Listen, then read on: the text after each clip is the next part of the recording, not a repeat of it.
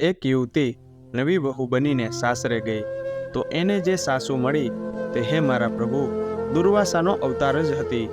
દિવસમાં 3-4 વખત લડતી નહીં ત્યાં સુધી તેને ભોજન પચતું નહીં. વહુ આવી તો એણે વિચાર્યું, હવે ઘરમાં જ લડી લેવાનું. લડવા માટે બહાર શા માટે જવું? તે વહુને વારી ઘડીએ ટોણા મારે, તારા બાપે તને શું શીખવ્યું છે? તારી માએ કંઈ પણ શિક્ષણ આપ્યું નથી. તારા જેવી મૂર્ખ તો મેં કોઈ જોઈ જ નથી. વહુ બધું સાંભળતી અને સાંભળીને મૌન જ રહે. સાસુ બૂમ પાડીને કહે, અલી તારા મોઢામાં જીભ છે કે નહીં? વહુ છતાં પણ શાંત રહે.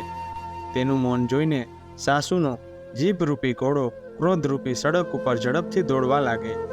દરરોજ એવું થતું. પાસ પડોશના લોકો આવો વ્યવહાર જોઈને મનમાં વિચાર કરતા, આ સાસુ છે કે ડાકણ? એક દિવસ તે એવી રીતે વહુ ઉપર વરસતી હતી અને વહુ મૌન હતી.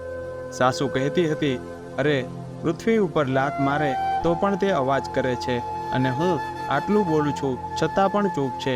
તું તો માટી કરતા પણ ગઈ. ત્યારે એક પાડોશણે કહ્યું, ડોશી, તારી લડવાની ઈચ્છા હોય તો આવીને અમારી સાથે લડી લે. તારી ઈચ્છા પૂરી થઈ જશે. આ બિચારી ગાયની પાછળ શા માટે પડી છે જે જવાબ પણ આપતી નથી? વહુએ તરત ઊભા થઈને કહ્યું, નહીં, તમે એમને કંઈ પણ કહેશો નહીં. એ તો મારા માતાજી છે. માતા જ દીકરીને નહીં સમજાવે તો પછી કોણ સમજાવશે? સાસુએ આ વાત સાંભળી તો શરમાઈ ગઈ. પછી એણે કોઈ દિવસ ક્રોધ કર્યો નહીં.